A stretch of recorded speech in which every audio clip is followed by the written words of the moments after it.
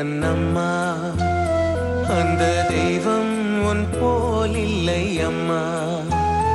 அன்பு அம்மா அம்மா எந்தன் அம்மா, அந்த தெய்வம் உன் போல் இல்லை அம்மா. தொப்புள் கொடியா ஒரு தோட்டம் அமைத்தாய், பிள்ளைக்கனியாய் என்னை படைத்தாய். உன் உயிர் கரைத்து என் உடல் வளர்த்தாய். ஒன்றல்ல நீ செய்த தியாகம் நான் வெல்வதே. ஒரு தாயின் சபதம், ஒரு தாயின் சபதம்.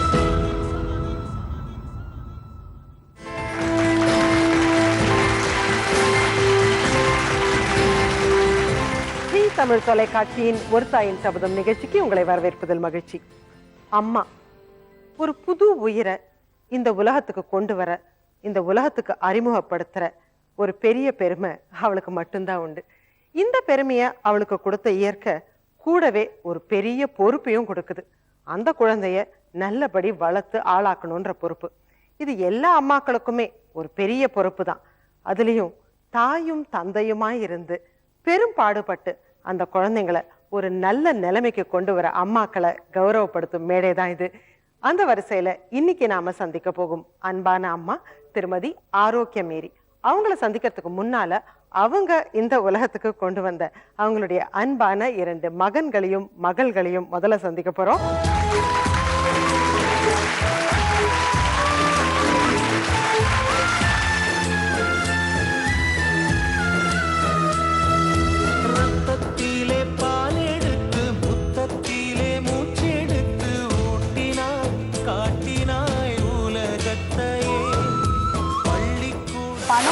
சம்பாதிச்சு வந்தாங்களோ இல்லையா, அன்பை சம்பாதிச்சு கொடுத்தது அதிகம். அன்புன்ற சாதனையை 5 பேர்கிட்டையும் கொடுத்துருக்காங்க. எங்களால சொல்ல முடியாது காரியமே இல்லை. எங்க அம்மா எப்படி ஒவ்வொரு நிமிஷமும் தாயின்றது எல்லாருக்குமே கிடைச்ச கிஃப்ட், பெரிய கிஃப்ட். ஆனா என்னோட அம்மா வந்து இவ்வளவு தூரம் பெரிய பிளெஸிங்ஸா இருப்பாங்கன்னு தெரியாது எனக்கு. எங்க மாமியார் பத்தி சொல்லணும்னா அவங்க அம்மான்னு தான் நாங்க கூப்பிடுவோம், மாமியார்னு சொல்ல மாட்டோம். செல்லின், கரோலின், வினோத், நீங்க ஐசக். ஓகே, இதுல யாரு மூத்தவங்க? அக்கா மூத்தவங்க. அக்கா மூத்தவங்க. ஓகே, அடுத்தது அண்ணன். அண்ணன் அவர் தான் இன்னைக்கு இங்க வரல நம்ம ஸ்டுடியோக்கு இல்லையா? சரி, நீங்க எல்லாரும் என்னென்ன படிச்சிருக்கீங்கன்னு முதல்ல சொல்லுங்கம்மா. தமிழ் பிஏ பண்ணிருக்கேன். தமிழ் பிஏ லிட்டரேச்சர் பண்ணிருக்கேன். ஓகே, அடுத்தது ஐசக் என்ன படிச்சீங்க? +1. நீங்க +1 தான் படிச்சீங்க. அதுக்கு மேல படிக்க உங்களுக்கு விருப்பம் இல்லையா? அதுக்கப்புறம் வீட்டோட சூழ்நிலை சரியில்லை, அம்மா மட்டும்தான் வேலை பார்த்துருந்தாங்க. சரி, கூட நான் ஹெல்ப்ஃபுல்லாக இருக்கலாம்னு சொல்லிட்டு. அப்புறம் கேர்லின் என்ன படிச்சிருக்கீங்க? Montessori teacher plus BA English literature. English literature படிச்சுட்டு இப்போ மாண்டிசரியில் டீச்சராக இருக்கீங்களா? ஓகே. வினோத்? பிகாம் எம்பிஏ முடிச்சிருக்கேன் மேம் நான். Okay, very good. இப்போ நான் ஹெச்ஆராக இருக்கேன் நான் ஒரு கம்பெனியில். அது இல்லாமல் ஒரு கம்பெனியை வந்து நிறுத்தக்கூட ஒரு திறமை இருக்குது இப்போ எனக்கு. நீங்களே ஒரு கம்பெனி ஆரம்பிக்கக்கூடிய இருக்கு. அது வந்து இப்போ ரெஜிஸ்ட்ரேஷன் லெவல்ல போயிட்டு இருக்கு மேடம். அது ஃபேண்டாஸ்டிக். ஓகே, கன்சல்டன்சி, அது IT and banking and financial service industry செக்டர்ஸ்ல நான் தனியாக கிளைண்ட்ஸ் எடுத்து நடத்திட்டு இருக்கேன் நான். இவ்வளோ நாள் என்னை வளர்த்தது இல்லை என்னோட தாய், ஈவன் என்னை படிக்க வச்சது கூட சப்போர்ட்டிவா இருந்தது என்னோட 2 அக்கா, என்னோட 2 அண்ணன். நீங்க கடைக்குட்டின்றதுனால வந்து அம்மாவுக்கு வந்து அதுக்குள்ள தோல் கொடுக்கறதுக்கு அண்ணன் அக்கா எல்லாரும் சேர்ந்து உங்களை படிக்க வச்சிருக்காங்க இல்லையா? அதனால நீங்க அவங்க எல்லாருக்குமே நன்றியுடையவரா இருக்கீங்க. சரி, அப்பா இறந்த போது உங்களுக்கு என்ன வயசு இருக்கும்? 15 இருக்கும். அப்பா இருந்த வரைக்கும் அம்மா வந்து ஏதாவது வேலைக்கு எதுவும் போயிட்டு இருந்தாங்களா? இல்ல அப்பெல்லாம் அம்மா இருக்கும்போது கொஞ்சம் கஷ்டமா இருக்குன்னு சொல்லிட்டு போனாங்க. அப்பா இருந்த போதே அம்மா வேலைக்கு போனாங்க. என்ன வேலைக்கு போனாங்க? வீட்டு வேலைக்கு தான் போனாங்க. ஃபர்ஸ்ட் அப்ப படிப்புலாம் இருக்காது. பெங்களூர்ல இருந்து வந்திருக்கிறதுனால அவங்க வெளியில போல, பக்கத்துல தான் போவாங்க. அடுத்த தெருவு ரொம்ப தூரம்லாம் போக தெரியாது. அந்த ஒரு 6 o'clock போய் 8 o'clock வந்துற மாதிரி அகைன் பிள்ளைங்களை பார்க்கணும்னு வாங்க. அது மாதிரி டைம் அப்பவே டைம் செட் பண்ணிக்கோங்க. டைம் அந்த டைம் பார்க்கறதுலனால அந்த செட் பண்ணிக்கொள்றாங்க. அந்த ஒரு கண்டிஷனோட வளர்த்தாங்க. டைம்லாம் பார்க்க தெரியாதானா? டைம் இப்பதான் என்னமோ செல்லுல பார்ப்பாங்க. எங்களுக்கே ஆச்சரியம், அம்மா டைம்லாம் பார்க்குறாங்க. சீக்கிரம் எழுந்திரிச்சிருவாங்க. ஒர்க் 3 மணிக்கெல்லாம் வாஷ் பண்ணிடுவாங்க. துணியெல்லாம் ஊற வச்சு, தண்ணிலாம் கஷ்டம். ஸோ அவங்களுக்கே ஒரு மனசுல ஒரு டைம் கணக்கு போட்டு போய் வேலையை முடிச்சுட்டு வந்துருவாங்க. வீட்டுக்கு வந்து வீட்லயே இருந்து. அப்பா என்ன வேலை பண்ணிட்டு இருந்தாரு? அப்பா வந்து ரேஸ் கோர்ஸ்ல வேலை பார்த்துட்டு இருந்தாங்க. பெயிண்டிங் நடுவில் போவாங்க. அவங்களால முடியல போட்டிருக்கு கொஞ்சம். உங்களுக்கு ஞாபகம் இருக்கா அந்த அப்பா இருந்தபோது நீங்க அப்பாவோட சேர்ந்து இருந்த நாட்கள்லாம் ஞாபகம் இருக்கா? ஞாபகம். உங்களுக்கு என்ன வயசு அப்போ? அப்போ எனக்கு 15 வயசு இருக்கும். அம்மா தான் எங்களை கூப்பிட்டு போவாங்க, வேலைக்கு போகிற செய்கிற இடத்துக்கு கூட்டிகிட்டே போவாங்க. கூட்டிகிட்டு போயிட்டு அவங்க பிள்ளைங்களோட விளையாட விடுவாங்க. அவங்க என்ன பண்ணுவாங்க, அங்கேயே போய் புக்கு வச்சுட்டு அங்கேயே படிச்சுட்டு அங்கே அம்மா சமையல் பண்ணுவாங்க. சமையல் பண்ணிட்டு எல்லாம் முடிச்சுட்டு அவங்க வீட்லேயே இருந்துக்கோ அப்படின்னு, அங்கேயே படுத்துக்கோ அங்கேயே படிச்சுக்கோ அப்படின்வாங்க. ஏன்னா வேற எங்கன்னா தவறான வழியில் போயிட போறேன்னு சொல்லிட்டு அவங்க வீட்டில் ரொம்ப கண்டிப்பா வளர்த்தாங்களா? ஆமா. கூடவே கண் பார்வையிலேயே அவங்கள வச்சுட்டு கண்டிப்பா கண் பார்வையிலேயே வச்சிருப்பாங்க. எங்கேயும் வேலைக்கு போனாலும் அவங்கள கூட்டிட்டு போய் ஆமா, அங்கேயே வச்சிருப்பாங்க. எங்கேயும் விட மாட்டாங்க. அவங்க பேசிக்கா பாத்தீங்கன்னா வளர்றதும் கரெக்டா இருக்கணும், நார்மலா யாருக்கும் பேசக்கூடாது, நம்ம வெளியில வரக்கூடாது. அதுதான் மெயின் அவங்களுடைய தாட். அதுதான் அவங்க எப்படின்னு தெரியாது. 5 பேரையுமே ஒரு ஏஜ்க்கு தனித்தனியா வீட்டுல இருக்கிற மாதிரி செட் பண்ணிட்டு அப்புறம் தனியா வேலைக்கு போக ஆரம்பிச்சிட்டாங்க. இப்போ அக்காவுக்கு ஒரு 10 இயர்ஸ் ஆச்சு, அக்காவுக்கு விவரம் தெரிஞ்சதுன்னா அக்கா வீட்டை கண்ட்ரோல் பண்ற மாதிரி பேசிக் கொடுத்தாங்க. அதுக்கப்புறம் அண்ணன், அக்காக்கு அடுத்த அண்ணன் ரஃபேல் அண்ணன், அவங்க பேசிக்கா கூட்டிட்டு போனாங்க. அப்புறம் அண்ணனுக்கு பேசிக்கா ஒரு விவரம் தெரிஞ்சதையும் அவங்க வீட்டுல மீன்ஸ் படிக்கவும் செஞ்சுட்டு வேலைக்கும் போகினாங்க. செப்பரேட்டா தனியா போற மாதிரி பேசிக் அந்த ஒரு டெம்பரேச்சர் அவங்களுக்கு வந்ததுமே அதுக்கப்புறம் அண்ணன், சின்ன அண்ணன் முழுக்க வந்து படிக்க வைப்பாங்க. படிங்க, எதுவும் தேவையில்லை, நீங்க நல்லா படிக்கணும். ஏன்னா நான் கஷ்டப்பட்டு ஹவுஸ் மேட் ஒர்க் பண்றது மாதிரி நீங்க போயிடக்கூடாது. அதுக்கேற்ற மாதிரி எங்களுக்கும் கணவன் மனைவி அமைச்சது வந்து காட் கிரேஸ் தான் சொல்ல முடியும். ஒத்துமையான ஒரு குடும்பமா உங்களால இருக்க முடியாதுன்னா அதுக்கு உங்களுடைய கணவர்கள், இவங்களுக்கு வாய்த்த மனைவிகள் எல்லாரும் தான் காரணம். அதை விட அம்மாவுடைய வளர்ப்புனாலதான். அவங்க என்ன சொல்லுவாங்கன்னா, நான் இறந்தாலும் நீங்க பிரியக்கூடாது. அடிக்கடி சொல்ற வார்த்தை இதுதான், நான் இறந்து போனாலும் நான் இப்ப எப்படி உங்களை பாக்குறேனோ அப்படிதான் பாக்கணும், பிரிஞ்சு போக கூடாது.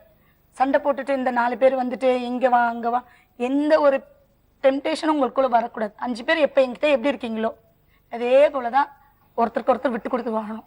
உங்களால பேசிக் பண்ண முடியலையா, அமைதியா அந்த நேரத்துல ஸ்பாட்க்கு அமைதியா இருந்துட்டு அப்புறமா அவங்க படிச்சாங்களோ படிக்கலையோ, ஆனா அந்த நாலேஜ் மட்டும் இவ்வளவு நேரம் எங்களை வளர்த்தது வந்து அவங்க வளர்த்த வளர்ப்பு எங்க பிள்ளைங்களை வளர்க்கறதுக்கு அது ஒரு தூணா இருக்கு. நான் வந்து படிக்கும் போது 9ஆவதுல இருந்தே வந்து ஒரு சின்ன சிறு வேலைகளை செஞ்சுட்டு இருந்தேன். என்னன்னா ஒரு ஒரு கல்யாணத்துக்கு போனோன்னா கேமரா எடுப்பாங்க, அந்த கேமராக்கு வந்து ஒயரை சுத்துவேன் நான். சின்ன வேலைகள். அம்மா சொல்லுவாங்க, இது கூட ஒரு ஃபியூச்சர்ல உனக்கு நல்ல வேலையா வரும், உனக்கு இது கத்துக்கலாம், உனக்கு ஒரு ஃபியூச்சர்ல ஒரு வேலை செய்யும், அந்த வேலைக்கு ஃபர்ஸ்ட் நீ பணிஞ்சிருப்போ. படிப்புனா படிப்புக்கு பணிஞ்சுப்போ. உனக்கு எந்தெந்த நேரத்துல டைம் ஒதுக்கணும் அந்தந்த டைம் ஒதுக்கிக்கோ. இப்போ ஒரு நாளைக்கு நம்ம ஒரு கரெக்டா மார்னிங் ஒரு 6 மணிக்கு எழுந்திருக்கணுமா, ஈவினிங் 6 வரைக்கும் என்னென்ன பிளான் பண்ணி முன்னாடி எனக்கு ஒரு அந்த சின்ன வயசுல இருந்து ஸ்ப்ளிட் பண்ணி சொல்லி கொடுத்திருக்காங்க. எனக்கு என்னோட நாலேஜ் பிளான் பண்ணணும். டைம் இப்பதான் சொல்றோம், பெரிய இப்ப டைம் மேனேஜ்மென்ட்னு சொல்லி பெரிய கிளாஸ் எல்லாம் நடத்துறாங்க. அது முன்னாடி பெரிய இதுல இருக்கிற ஆபீசர்ஸ் எல்லாம் போய் உட்கார்ந்து அந்த கோர்ஸ்ல டைம் மேனேஜ்மென்ட் கத்துக்கிறாங்க. அவங்க வந்து 4வது தான் படிச்சிருக்காங்க. அவங்க வந்து என்னன்னா அடிப்படையே தெரிஞ்சிருக்காங்க. என்னன்னா அவங்க செஞ்ச வேலைங்க அந்த மாதிரி. ஒரு வீட்டுல இருக்கிற பேர் அந்த மாதிரி. அம்மாக்கு அம்மா போனாலே மேரியம்மா வராங்களா, வாங்கம்மா. எல்லாருமே ஒரு சிலவர் சர்வெண்ட பார்த்தாங்கன்னா கீழே தான் நார்மலா இது பண்ணுவாங்க. ஈவன் நம்மளோட அம்மாவை பாத்தீங்கன்னா ஒரு அரவணைப்பு இருக்கும் அவங்களுக்கு. தாய் போலதான் அவங்கள வந்து அரவணைப்பாங்க. குடும்பத்துல அவங்க ஹவுஸ் மேட் ஜாப் பண்ணாங்கன்னு சொல்ல முடியாது, தாய் தான் அவங்களுக்கு. பணம் சம்பாதிச்சு வந்தாங்களோ இல்லையா, அன்பை சம்பாதிச்சு கொடுத்தது அதிகம்.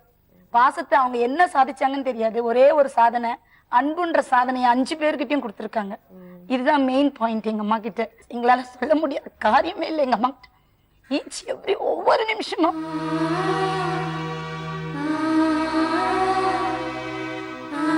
அம்மாவுக்கு தாட் வந்து யாருக்குமே தொந்தரவு கொடுக்க கூடாது, தான் கையாலேயே எல்லாத்தையும் உழைக்கணும். என்னால மத்தவங்களுக்கு உதவியை தவிர்த்து மத்தவங்க உதவி அவங்க எதிர்பார்க்க மாட்டாங்க எந்த வகையிலும். இது எனக்கு செஞ்சு கொடுங்கன்னு சொல்லி யார் வீட்டு வாசல்லையும் போய் நிக்க மாட்டாங்க.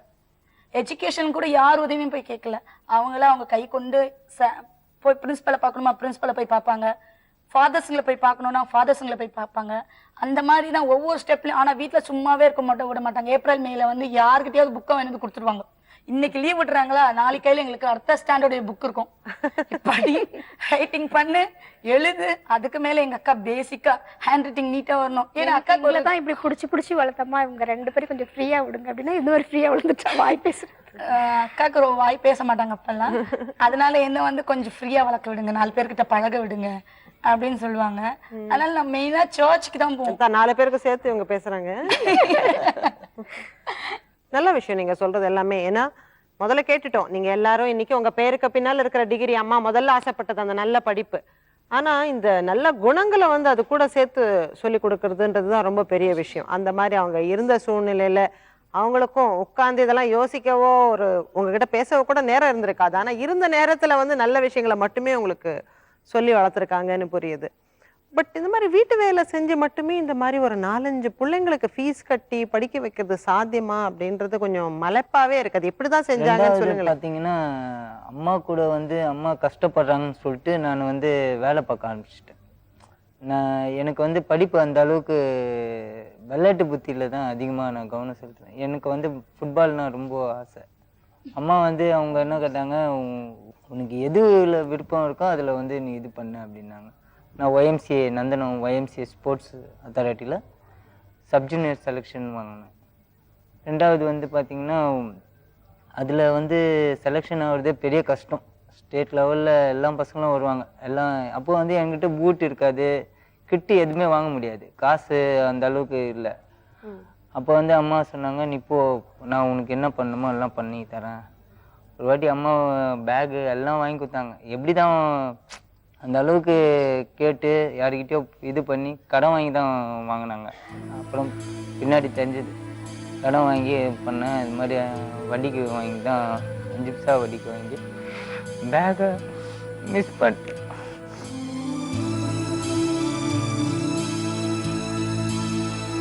அம்மா அவ்வளோ கஷ்டப்பட்டு வாங்கி கொடுத்த அந்த பேக்கை தொலைச்சிட்டோமேன்றது இன்னைக்கு அதை சொல்லும் போது உங்களுக்கு எத்தனை ஒரு வருத்தம் வருது நெஞ்சில இல்ல? என்னோட வீடு வந்து சாந்தோம். அங்கேருந்து சைக்கிள் எல்லாரும் போவாங்க, நானும் வந்து ஓடுவேன். அப்போ வந்து சைக்கிள் என்கிட்ட கூட இருக்காது. அம்மா வந்து பார்த்தாங்கன்னா சைக்கிள் இல்லைன்னு பழைய சைக்கிள் ஒருத்தவங்ககிட்ட வேலை செய்கிறவங்ககிட்ட கேட்டு பைசா வாங்கி கொடுத்தாங்க. அப்புறம் சைக்கிளும் வாங்கி கொடுத்தாங்க. சைக்கிள் வாங்கி கொடுத்தாங்க. அது மாதிரி ரொம்ப கஷ்டப்பட்டு இது பண்ணிட்டு வந்தாங்க. காலையில் எழுந்துச்சி பார்த்தீங்கன்னா எல்லாரும் பிள்ளைங்க குளிப்பாட்டுறது பார்த்தீங்கன்னா 7 மணி 6 மணிக்கு தான் குளிப்பாட்டுவாங்க. இவங்க 3 மணி 4 மணிக்கெல்லாம் எழுந்துச்சி குளிப்பாட்டுவாங்க. அங்கேயே துணியெல்லாம் துவைச்சிட்டு தண்ணி வர்ற டைம் அது அப்படியே எழுப்பி எல்லாரையும் குளிப்பாட்டுவாங்க. அவங்களோட கெப்பாசிட்டி மைண்ட் அதான் கேட்டேன் அப்பவே. பட் அந்த சமயங்கள் எல்லாம் உங்களுக்கு கோவம் வந்திருக்கும் இல்ல? எல்லாருமே தூங்குறாங்க, எல்லா வீட்லயும் ஜாலியா இருக்காங்க. கேட்பேன் நான், என்னம்மா அவங்களுக்கு அதெல்லாம் இருக்கம்மா?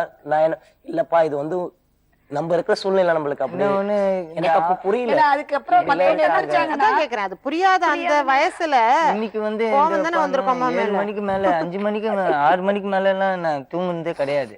ஏன்னா சில டைம்ல எல்லாம் தூங்குவேன். ஏன்னா இந்த சீக்கிரமா அது ஒரு நல்ல விஷயம். அப்பதான் தண்ணி வரும்ன்றதுக்காக எல்லாருக்கும் 3 மணின்ற 4 மணி கூட்டிட்டு போயிட்டு வெளியில தெருக்குழா தான் இருக்கும். அத்தனை மணிக்கு யாரும் பார்க்க கூடாது சொல்லிட்டு கட கட கடன்னு குழா அவங்க அடிப்பாங்க. அங்கேயே உட்காந்து குளிக்க வச்சிடுவாங்க. அந்த குளிச்சுட்டு போய் திருப்பி தூங்கிடுவீங்களா? இல்ல படிக்க வைப்பாங்க. எல்லாரையும் புக் டீ பிஸ்கெட் வந்துடும் தானா. டீ பிஸ்கெட் கொடுத்துட்டு படின்னு உட்கார வச்சிருவாங்க. அவங்க துணி வாஷ் பண்ணுவாங்க.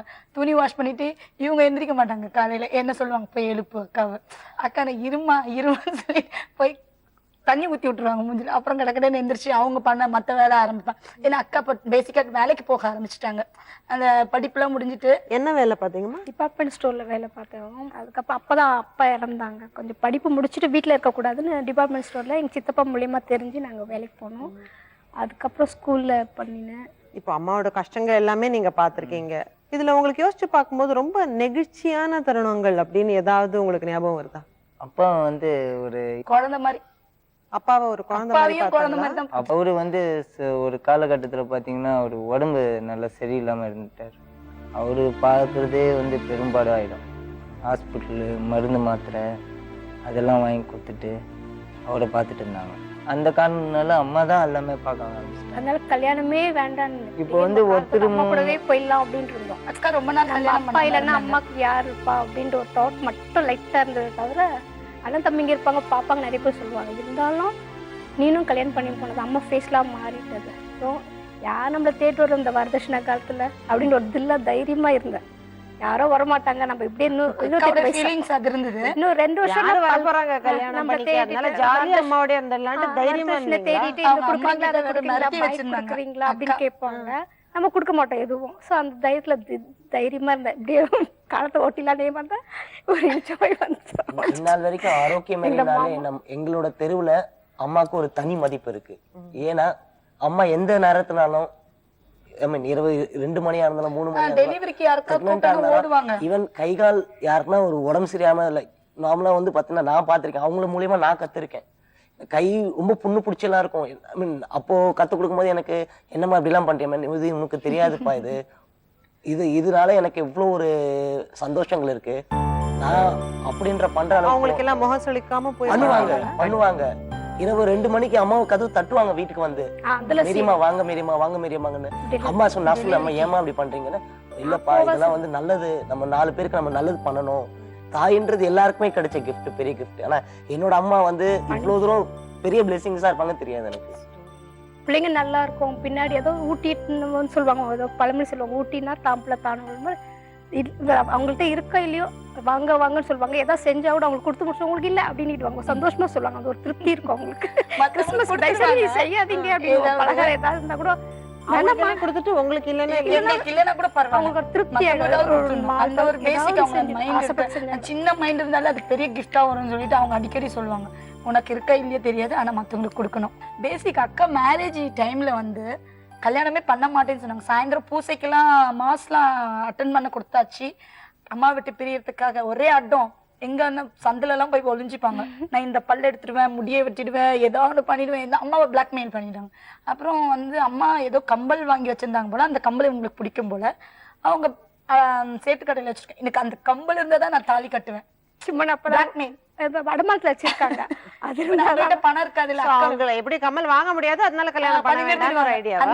தெரியல, மாப்பிள்ளை வந்து பாக்கும்போது கூட எங்க அப்பாவை பாக்குற மாதிரி தான் இருந்தது. சோபா அப்பாவை பாக்குற மாதிரி தான் இருந்தது. இப்ப கூட வந்து உருவம் எங்க அப்பா மாதிரி தான் இருக்கும், கொஞ்சம் நல்லா கலரா இருப்பாங்க. அந்த ஒரு பேசிக்ல வெரைட்டி. அந்த கை கூட அப்பா மாதிரி தான் இருக்கு. ஏதோ ஒரு கடல் காமிச்சு, ஆனாலும் கல்யாணம் ஆகாத ஒரு இது கூட இருந்தது. ஏன்னா வரதட்சணை கேட்பாங்க அது மாதிரி அப்படின்னு. கம்பல் தான் எப்படிதான் கல்யாணம் ஆச்சு, முடியல, அடிச்சாங்க. அந்த நிலம் விடும் போல ரொம்ப கோவமா இருப்பாங்க. இது கல்யாணத்துக்கு முந்தின நாள் வரைக்கும் இல்ல, சாயந்தரம் 4 மணிக்கு நிலம் 3 மணிக்கு அடி வாங்குறாங்க. அது அடமா கல்யாணம் பண்ணிக்க மாட்டேன், ஏன்னா அம்மா விட்டு பிரிய கூடாது அப்படின்னு அந்த ஒரு இது யார் பாத்துக்குவோம் அப்படின்ற ஒரு இது. அந்த நிலம் வைக்கும் போதெல்லாம் கூட ஃபேஸ் மாறிடும், ரொம்ப ஸ்ட்ரிக்டா காமிச்சிட்டாங்க. ரொம்ப அப்ப ரொம்ப பயப்படுவாங்க. அம்மா அதான் சொல்லிட்டு இருந்தீங்களா அப்பல இருந்து அவங்க உங்களுக்கு மூஞ்சியை காட்டி ரொம்ப கொன்னுடுவேன்ல ஒரு தொடைய திருவினாலே நாங்க ஆட்டோமேட்டிக்கா போய் ஏதாவது கோவம்னா எங்களுக்கு வேற ஜஸ்ட் இந்த ஹார்ட் எல்லாம் பிஹேவ் பண்ண மாட்டாங்க. ஃபேஸ்லாம் ஏன்னு சொல்லிட்டு ஜஸ்ட் ஸ்க்ரூ, அது நிறைய ஸ்க்ரூ நிறைய இருக்கு எங்களுக்கு. ஜஸ்ட் அந்த ஸ்க்ரூலயே நாங்க கரெக்ட் ஆயிடுவோம். அப்படியே அந்த 3:30 மணிக்கு கூட உத வாங்கிட்டு தான் போய் தாலி ட்ரெஸ் பண்ணின்னு போய் தாலி கட்டினாங்க. அதுக்குதான் அதான் அம்மாவோட கண்டிஷன். யார் அந்த நல்லவரு?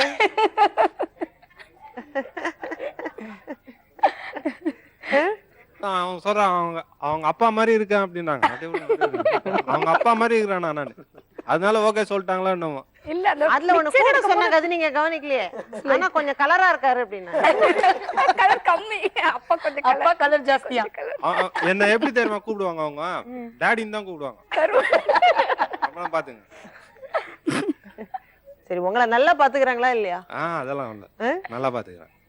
அவங்களுடைய கணவர் வந்திருக்காரா? வந்திருக்காரு. நல்ல இந்த குடும்பத்திலேயே வாயாடி பெண்ணுக்கு வாழ்க்கப்பட்டிருக்கீங்க. யூஸ்வலா பெண்களை தான் சொல்லுவாங்க வாழ்க்கப்பட்டிருக்கீங்க அப்படின்னு சொல்லி. ஆனா நான் இங்க உங்களுக்கு சொல்றேன், வீட்டுல நல்லா அமைதியா தான் இருப்பாங்க. சொல்ற பேச்சுக்கெல்லாம் கரெக்டா இருப்பாங்க. இன்னும் கொஞ்சம் கோவம், கொஞ்சம் முன்கோவம் அதிகம். அம்மாவை பத்தி அவங்களும் வந்து எனக்கு ஒரு தாய் மாதிரி. எங்கள் மாமியார் பற்றி சொல்லணுன்னா அவங்க அம்மான்னு தான் நாங்கள் கூப்பிடுவோம், மாமியார்னு சொல்ல மாட்டோம். எங்கள் அம்மா என்னை எப்படி நல்லா பார்த்துப்பாங்களோ அதே மாதிரி தான் அவங்க என்னை பார்த்தாங்க. எனக்கு 2 குழந்தை பிறந்தது. 2 குழந்தைக்குமே வந்து எனக்கு என் கூட ஆஸ்பத்திரியில் இருந்து எல்லாமே செய்வாங்க, கூட இருந்து எல்லாமே பண்ணாங்க. 2 குழந்தைக்குமே எனக்கு டெலிவரிக்கு எங்கள் அம்மா வந்து வீட்டிலேருந்து சமைச்சு கொடுத்து அனுப்புவாங்க. ஆனால் எங்கள் மாமியார் என் கூடயே இருந்தாங்க. 10 நாள் எனக்கு சிசேரியன்றதுனால 10 டேஸ் இருந்தது. அந்த 10 டேஸுமே வந்து என் கூட இருந்து என்னை வந்து பார்த்து டிஸ்சார்ஜ் ஆகி வீட்டுக்கு கூட்டிகிட்டு வந்து குழந்தை அதுக்கப்புறமாவும் தினமும் எங்கள் வீட்டுக்கு வருவாங்க வந்து. ஏன்னா அவங்க சின்ன பையனுக்கு கல்யாணம் ஆகலை, அப்போ அவனுக்கும் வீட்டில் அவனையும் பார்த்துட்டு வேலைக்கும் போயிட்டு திரும்ப ஒரு 10 மணிக்கு 11 மணிக்கு எங்கள் வீட்டுக்கு வந்து திரும்ப என் குழந்தைங்களும் அவங்க தான் குளிப்பாட்டுவாங்க, ஏதாவது சமைச்சு கொடுக்கணும், சாப்பிட வைக்கணும்னா எல்லாமே செய்வாங்க. எங்கள் அம்மா வேலைக்கு போகிறாங்க, அதனால் அவங்க காலையிலே எழுந்திரிச்சு வேலைக்கு போயிட்டாங்க. இவங்க வந்து எல்லாமே எனக்கு ஒரு அம்மா மாதிரி எல்லாமே செஞ்சு என்னை பார்த்துட்டாங்க. அற்புதமான ஒரு தாய் அவங்க எல்லாருக்கும் கிடைச்சிருக்காங்க. அவங்கள நாங்களும் இப்ப சந்திக்க ஆசைப்படுறோம். கூப்பிடலாமா? வாங்கம்மா. அன்பு அம்மா, அம்மா அம்மா, அந்த தெய்வம். கேட்டுட்டு இருந்தீங்களா உங்க பிள்ளைங்க எல்லாம் சொன்னதை? கேட்டுட்டு இருந்தேன். ரொம்ப நாள் ஆயிருக்கும் நீங்களே சில விஷயங்கள்லாம் மறந்து போயிருப்பீங்க. நீங்கள்லாம் வந்து வீட்டு வேலை செஞ்சு இப்படி ஒரு 5 பேர் அவங்கள வந்து இவ்வளோ அழகாக வளர்த்து நல்ல பண்புகளையும் சொல்லி கொடுத்து இவ்வளவு நல்ல படிப்பையும் கொடுத்து நீங்கள் என்னதான் சொன்னாலும் இதெல்லாம் எப்படி சாத்தியப்படுதுன்றது எங்களுக்கெல்லாம் இன்னும் புரியவே மாட்டேங்குது. நான் சக்குனூரில் வேலை செய்து இன்னொரு வீட்லேயும் வேலை செய்திருக்கிறேன். என்ன சேர்ந்துட்டா அந்த அங்கேயே முடிச்சுட்டு சாப்பாடு எடுத்துகிட்டு வருவேன். இவங்கன்னா இந்த அரிசி மாதிரி இது எடுத்துகிட்டு வரேன்னுவாங்க. அப்பா இது கூட கிடைக்காத ஒருத்தர் இருக்கிறாங்க சாப்பிடுங்கன்னு தொந்தரவு பண்ணி அதுங்களுக்கு கொடுப்பேன். அப்புறம் கூட எங்கள் மாமியார் ரொம்ப நல்லா கவனிச்சாங்க எங்கள் பசங்களை. காலையில் ஸ்கூலுக்கு போகும்போது அவங்களுக்கு டிஃபின் வாங்கி கொடுத்துருவாங்க, கையில் பைசாவும் கொடுத்து அனுப்பிடுவாங்க எங்கள் மாமியார். அப்புறம் மத்தியானத்துக்கு சாயங்காலம் வரும்போது என்ன வச்சிருக்கிறீ அப்படின்னு கேட்பாங்க. இல்லைம்மானுவேன், காப்பி போட்டு கொடுத்துருவாங்க பிள்ளைங்களுக்கு. நல்லா கவனிச்சாங்க மாமியார். நீங்க உங்க வேலைக்கு போகும்போது கூடவே பிள்ளைங்களையும் கூட்டிட்டு போய் கூட ஒத்தொத்தரையா ஒரு ஸ்டேஜ் வரைக்கும் ரொட்டேஷன்ல விடுவீங்களா? வேலைக்குன்னு இட்டுன்னு போனோன்னு இல்லை, சரி போயிட்டு அங்கே விட்டாக்கா பிள்ளைங்க வந்து கெட்டுடுமே, அதுங்க வார்த்தை பேசுறதுங்க வேற என்ன விளையாடுவாங்க கொல்லுவாங்க. எனக்கு ரொம்ப பயம். எங்கே போனாலும் கூட வேற எங்கேயும் போக மாட்டேன், வேலைக்கு தான் இட்டுன்னு போவேன், ஸ்கூலுக்கு அனுப்புவேன், டியூஷனுக்கு. அப்போ நீங்க வேலை செஞ்ச இடங்கள்ல எல்லாம் வந்து ஏமா வேலைக்கு பிள்ளை எல்லாம் கூட்டிட்டு வர அப்படின்னு சொல்ல கேட்க மாட்டாங்க, அவங்களுக்கு தெரியும். சொல்லிடுவோம். அவங்க ரொம்ப அன்பா இருப்பாங்க.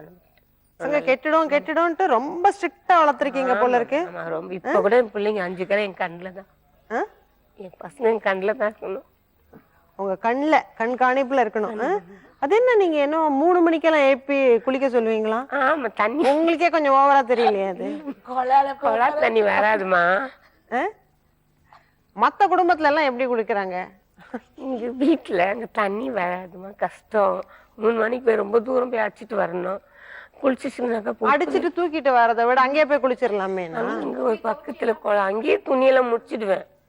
கூட அங்க எழுப்புவேன். பாவம் கஷ்டப்பட்டாங்க ரொம்ப. ஓன் பைப் அவங்களுக்கு அது. ஏன்னா ரொம்ப ஜனம் வரவங்க, பயம் இருக்கும். நம்ம சண்டைகிட்ட வரோம், நம்மளுக்கு நம்ம சண்டைலாம் வேண்டாம்.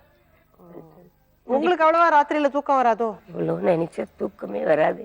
என்ன நினைச்சிட்டு இருப்பீங்க? பிள்ளைங்களை பத்தி, அவங்களுடைய வாழ்க்கைய பத்தி? திடீர்னு இப்படி விட்டுட்டு போயிட்டாரு எல்லாரையும், சின்ன சின்னதுலயே விட்டுட்டு.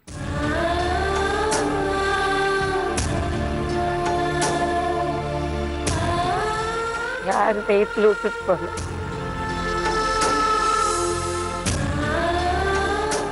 அஞ்சு பிள்ளைங்க இல்லம்மா.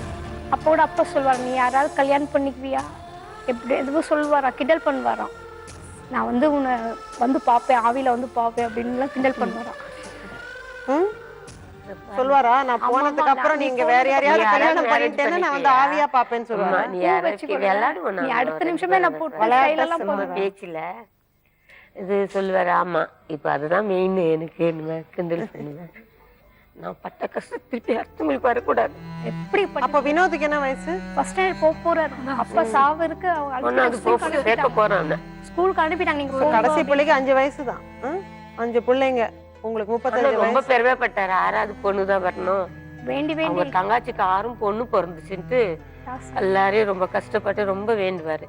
ஐயோ நம்ம தம்பி பொண்ணு பொறுக்கணும், பையன் பொறுக்கணும்னு வேண்டாம். அவங்க டெலிவரி வீட்லயே டெலிவரி ஆயிட்டாங்க. ரொம்ப கஷ்டப்பட்டுன்னா அவங்க அக்கா தான் எல்லாம் ஹெல்ப் பண்ணுவாங்க, ஆஸ்பத்திரிக்கு எடுத்துட்டு போவாங்க. அப்புறம் திருப்பி வந்து சிசரிங் பண்ணிடணும். இதோட திருப்பி நம்மளுக்கு வந்துட்டே இருக்கும். அரை செத்துட்டு சொல்லுவாங்க, அந்த குப்பை தொட்டிக்கிட்ட தான் பிறந்த, அந்த தண்ணி பக்கத்துல இங்கதான்ப்பா நீ பிறந்த அப்படின்னு. இல்ல நீ வீட்டுல தான்ப்பா பிறந்த அப்படின்னு அவனை மனசு தேட்டும். ஒன்னும் இல்லைன்னா கூட அன்பு ஆசை ரொம்ப. ஆனா அம்மா ரொம்ப சொல்லுவாங்க, எப்படி வளர்க்குறா பாரு, எப்படி போறா பாரு. அப்படி ஒரு எங்களுக்கு மேலுக்கு வராம டவுன் பண்ணினே இருந்தாங்க. அப்பவும் என் அம்மா மனசு தளராது. இப்ப நாங்களாம் ஏதாவது ஒண்ணு சொல்லிட்டாங்கன்னா அந்த பக்கம் திரும்பி பார்க்கவே கஷ்டமா இருக்கும். என்னெல்லாம் வேலை செய்வீங்க? காலையில முறவாசல், அதுக்கப்புறமா சில வீட்டு வேலை செய்வீங்க. பால் கூட எடுத்துக்கிறவன் என் லைஃப்ல அவ்வளோ எட்டுன்னு போயிருக்கேன். சொல்லுவேன், கார் என்ன போய் தொடிங்களப்பா, சும்மா அப்படி இருக்கிறேன்னு. ஆமா, எனக்கே ஒரு கூச்சமாக தான் இருக்கும். பாவம் பிள்ளைங்க ரொம்ப தொல்லை கொடுக்குறோன்னு. படிக்கணும் இல்லை, ஃபீஸ் கட்டணும் இல்லை கேட்பேன். ஆனால் இவன் போவாங்க டிரான்ஸ்போர்ட், இப்போ இதெல்லாம் பெருக்கிட்டு வருவான். எனக்கு பயம், அனுப்பிட்டுவேன். யாருன்னா பிடிச்சிக்குவாங்களா, குழந்தை யாருன்னா அடிச்சு போட்டுருவாங்களா, வர்ற மட்டும் முழிச்சிட்டு இருப்பேன். உங்க தூக்கமே வராது. உங்க பொண்ணு வேற வந்து கல்யாணம் பண்ணிக்க மாட்டேன், உங்க கூடயே இருந்து உங்களை பாத்துக்கிறேன்னு சொல்லி ரொம்ப அடம் பிடிச்சாங்களாமே. ஆமா ஆமா, காலெல்லாம் அடிச்சு கல்யாணம் பண்ண வச்சீங்களாமா? காலெல்லாம் ஒரு பேங்க் மேனேஜர் வந்தாரு, அக்காவை கல்யாணம் பண்ணிக்கிட்டு அவர் வரும்போது அண்ணனோட ஃப்ரெண்டு இது மூலமாக கூப்பிட்டு வந்தாங்க. அப்போ அக்கா என்ன சொன்னாங்க, எங்கள் அண்ணன் தம்பிங்க தங்கச்சிக்கோசரம் தான் நான் வாழ்கிறேன், எங்கள் அம்மாவை விட்டு இந்த கல்யாண லைஃபே எனக்கு வேண்டாம், தயவுசெய்து போயிடுங்க அப்படின்னு. அவர் இருந்தாலும் நான் கல்யாணம் பண்ணிக்கிறேன்ட்டார். அம்மா வந்து ரொம்ப வற்புறுத்தி, அவர் எதுவுமே எதிர்பார்க்கல, கல்யாணம் பண்ணிக்கிறேன். அப்புறமா வந்து கடைசியில் வந்து அக்கா வந்து ஒரு அருவாள் மாதிரி இருக்கு, கத்தி இங்கேருந்து போறியா இல்லையா அப்படின்னு சொல்லிட்டு அவங்கள நோங்க போயிட்டாங்க. அப்புறம் அம்மா வந்து இவங்களா நீங்களா அப்படிலாம் பண்ணீங்க அவங்களுக்கு. அப்புறம் வந்து கன்னியாஸ்திரி ஆகிறதுக்கு தான் இது போனாங்க. அப்ப லைட்டா கோவம், அந்த ஒரு இருட்டுல போய் உட்கார்ந்து அவளை உள்ளதே வச்சு பூட்டி பூட்டி வளர்த்துட்டேன். என்ன வளர்க்குற மாதிரி இவளை வளர்க்காதம்மான்ட்டா. இதுதான் அவளுக்கு ஊர் உலகமே தெரியாது. இப்ப அந்த மாதிரி ஒரு ஏரியால ஒரு மாதிரி இருக்கு பயம். ஊர் உலகம் தெரியாம வளர்த்தே அவங்க மாப்பிள்ளை எல்லாம் அறிவாளை காட்டி மிரட்டி இருக்காங்க. இன்னும் நீங்க ஊர் உலகம் தெரியாத மாதிரி வேற வளர்த்தீங்க. விறகு வெட்டும் போது போயிட்டு கிளம்பு விறகு வெட்டுவோம். அப்போ வீட்டுல விறகு வச்சுதான் அடுப்பு எடுப்பேன். நிஜம் அறிவாளம் வரும். ஆனா கல்யாணம் மட்டும் கோவம் வரும், ஏன்னா அவங்களே கஷ்டப்பட்டாங்க. சார் இந்த கதையெல்லாம் உங்களுக்கு தெரியுமா? இன்னைக்குதான் உங்களுக்கு தெரியுதா இந்த கதையெல்லாம்? நாங்க 4 வருஷம் பேசவே இல்லை, கதையே கத்தி மேட்டர்லாம் இப்பதான் எனக்கு தெரியும். இந்த வெட்டு கத்தி மேட்டர்லாம் இப்பதான் எனக்கு தெரியும். பாத்தீங்களா அந்த இது இவங்க வந்து பாட்டு போன பிறகு என்கிட்ட சண்டைக்கு வந்தாங்க. பக்கத்துல இருக்கிறவங்களும் உன்னாலதான் கல்யாணம் பண்ணிக்க சொல்ற, நீ ஏன் எனக்கு பிறந்த, நீ எனக்கு என் தங்கச்சியா வந்த, நீ ஏன் எனக்காக பிறந்த, எனக்கு அடுத்தது நீ ஏன் பிறந்த, வேணும்னா நீ அவரை கல்யாணம் பண்ணாதானே தங்கச்சி எல்லாம் பண்ண முடியும். பக்கத்துல இருக்கிறவங்க வந்து பேசிக்கா சொல்ல ஆரம்பிக்குவோம். எல்லாரையும் விட்டுட்டு கடைசி என்கிட்ட அப்போ எனக்கு நாலேஜே கிடையாது. 8th or 9th படிச்சுட்டு இருந்தேன். இவங்க வீட்டுல எல்லாரையும் வேணும்னா என்ன கட்டிக்காம என் தங்கச்சி கட்டின்னு போங்கன்னு இவங்க பேசிக்கா சொல்லிட்டு போயாச்சு. அக்கா காஃபியும் கொடுக்கல ஒண்ணும் கொடுக்கல, வந்து என்னமோ பொம்மை வந்து வா மின்னல்ன்ற மாதிரி மின்னல் வந்துட்டு கல்யாணம் பண்ணி போயிருந்துருப்போம். நல்ல ஒரு மாப்பிள்ள வந்து அது நிஜமே ப்ராமிசஸ் ஒரு 0 மாதிரி அவ சொல்லுவா, நான் உனக்கு முன்னாடி பிறந்திருக்கலாமே அப்படின்னு. சோ இன்னைக்கு சந்தோஷமா இருக்கீங்களாமா? சந்தோஷமா இருக்கீங்களா? வேற ஏதாவது ஆசை குறை ஏதாவது இருக்கா? எனக்கு 10 பசங்க இருக்குது போதும்மா. எனக்கு அது அந்த பெருமையே போதும். எனக்கு பேத்திங்க சேர்ந்து சொல்லுங்க. 2 மருமகனுங்க, 3 ஆம்பளை மருமகனுங்க. இதே போதும் அந்த பெருமை எனக்கு. நான் எவ்வளவு கஷ்டப்பட்டேன் இப்படிக்கே இல்லையா. ஒரு வாரம் எங்களை பார்த்தாங்கன்னா ஒரு வாரம் பேசிக்க இப்போ உடம்பு முடியலன்னு சொன்னோடனே உடனே வந்து நிற்பாங்க. அம்மா இப்படி இருக்குன்னொடனையும் வந்துட்டு கொஞ்சம் குரல் நார்மலாக இருக்கக்கூடாது, இல்லைன்னா உயர்த்தியும் இருக்கக்கூடாது. என்ன சண்டை போட்டியா, சண்டையா, ப்ராப்ளமா, மறைச்சிடுவோம். ஆனா கண்டுபிடிச்சிடுவாங்க. எப்படியோ வாய்ஸை பார்த்து நீ இப்படி இருக்கு அப்படி இருக்கு, என்னமோ சம்திங் பண்ணிருக்கீங்க, என்ன பண்ண முதல்ல என்னதான் கேட்பாங்க, நீ என்ன பண்ணுன்னு அவங்க சில்லற பைசா கரெக்டா சொல்லுவாங்க. ஒரு எக்ஸ்ட்ரா பைசா எக்ஸ்ட்ரா எதுக்கு இருந்தது அப்படின்வாங்க. அம்மாக்கு இது எப்படி சேலரி கூட கரெக்டா கணக்கு போடுவாங்க. படிக்கலனாலும் இதாம்மா ஒரு 300 ரூபாய் காஃபி பைசால உங்களுக்கு பார்க்க மணி கூட பார்க்க தெரியாதாமேமா? ஆமாமா இப்ப பாக்குறேன். இப்ப எப்படி பாக்குறீங்க? இவங்க 2 பேரும் ஒரு பிறந்த நாளைக்கு செல் வாங்கி கொடுத்தாங்க. அதுல வந்து பாப்பேன் டைம், அதுல அப்படி டைம் வந்துடும். ரொம்ப கொடுமை. 4ஆவதாம்மா படிச்சேன், மண்டியில ஏறல. படிச்சனாலே என் தம்பியால நான் அந்த பள்ளிக்கூடம் விட்டேன்.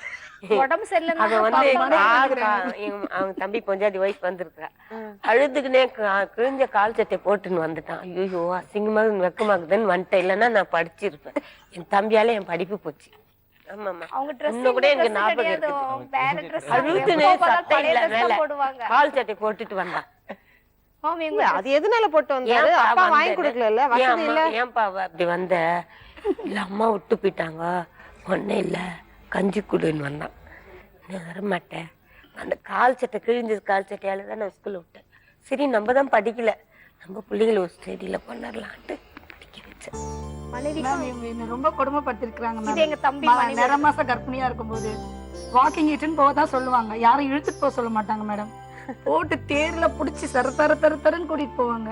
நாளைக்கு டெலிவரினா இன்னைக்கு 2 மூடி தேங்காய் கொடுத்து அம்மியில அரி, அப்பதான் நார்மல் டெலிவரி ஆகும். ஏமா இப்படி பண்ற, மிக்சிலாம் இருக்குதுல்ல, அரினா அரி. இப்படி எனக்கு பயங்கரமா இருக்கும். ஒரு ஸ்காட் நிக்கிற மாதிரி இருக்கும் பக்கத்துல. ஏன்னா பண்ணுனா ஆனால் அதுக்கேற்ற மாதிரி நார்மல் டெலிவரி தான். ஒரு அந்த பெயின் இல்லை. ஆனால் அவங்களுக்கு ட்ரெயினப் வந்து யார்கிட்டயும் இவங்களே டெலிவரி பார்த்ததுனால அந்த ட்ரெயினப் கிடைச்சிருக்குது. ஆனாலும் பயங்கர ஸ்ட்ரிக்ட் ஆஃபீஸரா இருக்கீங்களே நீங்க.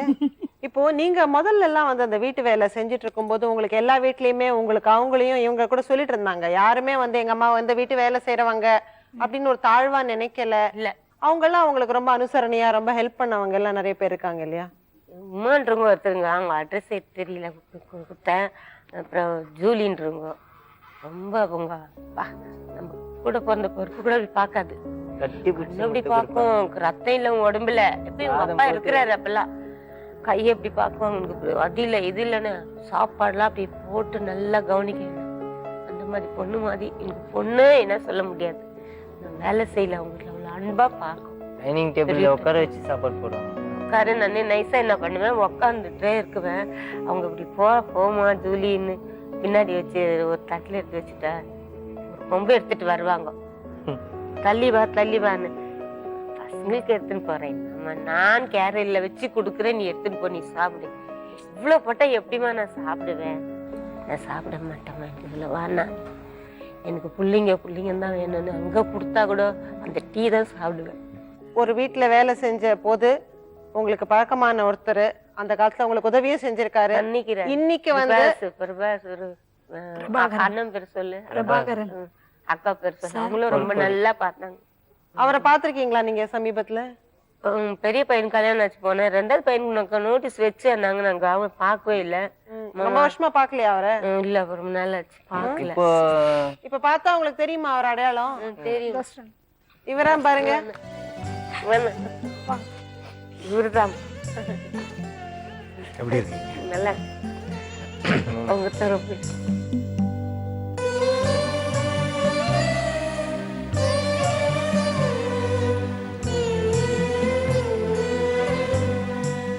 பிரபாகர் ரொம்ப நன்றி எங்க ஸ்டுடியோவுக்கு வந்ததுக்கு. அவங்கள வந்து அவங்க வீட்டு ஒரு மனுஷி மாதிரி தான் அவங்கள நடத்துவாங்க அப்படின்னு சொல்லிட்டு அந்த அளவுக்கு நீங்க அவங்கள நினைக்கிறோம்னாக்கா அது எப்படி அந்த அன்பு உங்களுக்கு வந்தது?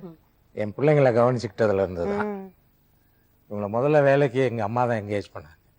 உதவி அப்படின்னு பார்த்தீங்கன்னா மியூச்சுவல் தான். அவங்க என் பிள்ளைங்களை நல்லா கவனிச்சுக்கிட்டாங்க, எங்களால் முடிஞ்ச அளவுக்கு அவங்களோட அன்பாக இருந்தோம், அவ்வளோதான். இவங்க தூங்கி நான் பார்த்தது இல்லைங்க. நிறையா நாள் தண்ணி எடுக்கிறேன்னு சொல்லி நைட்டில் பூரா இருப்பாங்க. காலையில் 5 மணிக்கு என் வீட்டுக்கு வருவாங்க. ஏன்னா 6:40க்கு எனக்கு ட்ரெயின். நான் 6:40க்கு சென்ட்ரலில் ட்ரெயினை பிடிச்சா தான் நான் என்னுடைய ஒர்க் ஸ்பாட்டுக்கு போக முடியும். அதனால் 5 மணிக்கு வீட்டுக்கு வருவாங்க. எனக்கு சாப்பாடு என் பிள்ளைங்களுக்கு எல்லாம் செஞ்சுட்டு ஐசக்டை விட்டுட்டு போயிடுவாங்க. ஐசக் அவங்க கூட ஸ்கூலுக்கு போவான். என் பிள்ளைங்களோடய அவனும் படித்தான் அதே ஸ்கூலில். மத்தியானம் லஞ்சு சாப்பிடும்போது அவங்கள சாப்பிட வச்சுருவேன். ஈவினிங் நான் வர்றதுக்கு லேட் ஆகும். அதனால் ஈவினிங் வந்து ஏதாவது டிஃபன் செஞ்சு காஃபி எல்லாம் கொடுத்துருவாங்க. கம்ப்ளீட்டாக முதல்ல வந்து மேல் வேலை செய்கிறதுக்கு தான் வந்தாங்க. அதுக்கப்புறம் it's so happened N wife Cuddalore transfer ஆகி போக வேண்டியதாக இருந்துச்சு. அப்போ ஸ்கூலை மாற்றுவோமா வேண்டாமா அப்படின்ற ஒரு ஸ்டேஜ் வரும்போது வேண்டாம் நான் பார்த்துக்கிறேன் அப்படின்னு ஒரு அஷ்யூரன்ஸ் கொடுத்தாங்க. அப்போ எங்கள் அம்மா லீவ் போட்டுட்டு வந்து உட்காந்துருந்தாங்க. அப்புறம் எங்கள் அம்மாவும் சொன்னால் நீங்கள் போங்க நான் பார்த்துக்கிறேன். ஒரு 10 years வரைக்கும் கூட அப்பப்போ என்னுடைய வீட்டுக்கு எங்கள் முகப்பேர் வருவாங்க. வந்தாங்கன்னா இவங்களை பார்த்த உடனே என் பிள்ளைங்க எனக்கு ஐசக்கமாக எனக்கு இந்த உருளைக்கிழங்கு போண்டா செஞ்சுதாங்க, சிக்கன் 65 செஞ்சுதாங்கன்னு கேட்டு சாப்பிட்ற அளவுக்கு அவங்க ரொம்ப இதாக இருந்தாங்க. ஐசக் டுங்க வினோத் ரொம்ப சின்ன பையன், கேரளின் வினோத் தான். ஐசக் தான் அவங்களோட கூடவே இருந்தாங்க. இல்லை இப்போ அவங்க வந்து எவ்வளோ கஷ்டப்பட்டு அவங்களெல்லாம் படிக்க வச்சாங்கன்னு உங்களுக்கு தெரியும். இன்னைக்கு இவங்கெல்லாம் வளர்ந்து எவ்வளோ ஒரு நல்ல நிலைமையில இருக்காங்க. உங்களுக்கும் பார்க்கும்போது ரொம்ப சந்தோஷமா இருக்கும் இல்லையா? ஆமாம், கண்டிப்பாக. நான் ரொம்ப ரொம்ப கஷ்டப்பட்டாங்க. ஒரு ஸ்கூலில் ஒர்க் பண்ணாங்க. அந்த ஸ்கூலில் இடையில டீ டைமில் அவங்களுக்கு விடுற பிரேக்கில் என் வீட்டுக்கு வந்து பிள்ளைங்களை பார்த்துட்டு போவாங்க. நாங்கள் டோட்டலாக அவங்க கையில் விட்டாங்க வீடையை. காசு பணம் எதையும் எதிர்பார்க்க மாட்டாங்க.